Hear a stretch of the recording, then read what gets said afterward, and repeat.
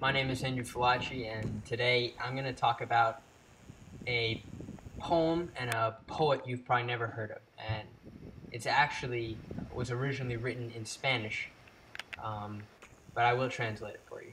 Don't worry. And it is by Garcia Lorca. Before I talk to you and read you the poem by Garcia Lorca, I think it would be really beneficial if I give you a bit of history behind it. Garcia Lorca lived in Spain during the 1930s. During that time, there was a dictatorship by Francisco Franco and a regime of fear over the people of Spain. And never before in history have I seen one person's work, one person's poetry influence so many people. And many believe that his poems actually started the people to revolt against Franco. Also, I think when I read it to you, you'll definitely hear a difference between a lot of poetry written in English and this one, because there's a lot of words that you'll say, well, why is he using those? And that's because there's the artistic style of the romance, and this romance, which were originally developed in the ancient Spanish world and the Arab world to be sung as news. So very interesting, and it's very impressive how he can get his message across using a poem that so many people like, but is so hard to write. So here it goes. I'll give it to you in Spanish first, and then in English, and then I'll talk about the meaning and why it's important to me. Romance de la Luna, Luna, Luna. Federico García Lorca. La luna vino a la fragua con su corazón de nardos. El niño la mira, mira. El niño la está mirando. En el aire conmovido mueve la luna sus brazos y enseña lúbrica y pura sus seños de duro estaño.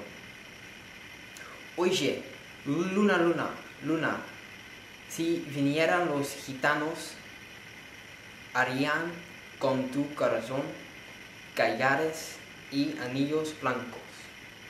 Niño, déjame que baile. Cuando vengan los gitanos, te encontrarán sobre el unique con los ojillos cerrados. And the English translation is, the moon came to the forge with her skirt of white, fragrant flowers. The young boy watches her, watches. The boy is watching her. In the electrified air, the moon moves her arms and points out, lustrous and pure. Her breast hard of tin. Flee, moon, moon, moon. If the gypsies were to come, they would make with your heart white necklace and rings. Young boy, leave me to dance. When they come, the gypsies will find you upon an anvil with closed eyes. Flee, moon, moon, moon. Already I sit astride horses. Young boy, leave me, don't step on my starched whiteness. The horse rider approaches, beating the drum of the plain. Within the forge, the young man. So you might be wondering why this poem means a lot to me, or what it even means at all. And during this revolution, people were afraid. They were afraid of this reign of fear that Francisco Franco created. So Garcia is saying that the boy is trying to help the moon, and he knows that something bad is going to happen to the moon if the horsemen see her dancing. That symbolizes the people of Spain fearing Franco. But the boy does something. He helps her, even when she says, no, no, don't.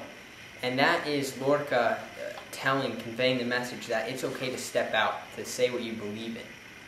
And by doing so, the moon protects him. And Lorca says that there's a power, even if you do something that is against what others believe, but what you believe, that you're okay, because there's a higher power protecting you. To me, this means that it's okay, to step out, to do something that others don't do, that others kind of fear. Because if you believe it, then you're meant to do it. And there's forces that are going to protect you. And this is Lorca and the moon. He met his death by Franco's regime, and some say that before he died, he looked straight up at the moon. And that's pretty powerful, because he knew it was coming, but he was willing to do his deed so his people could survive and have a better life. So that's my poem. Thank you.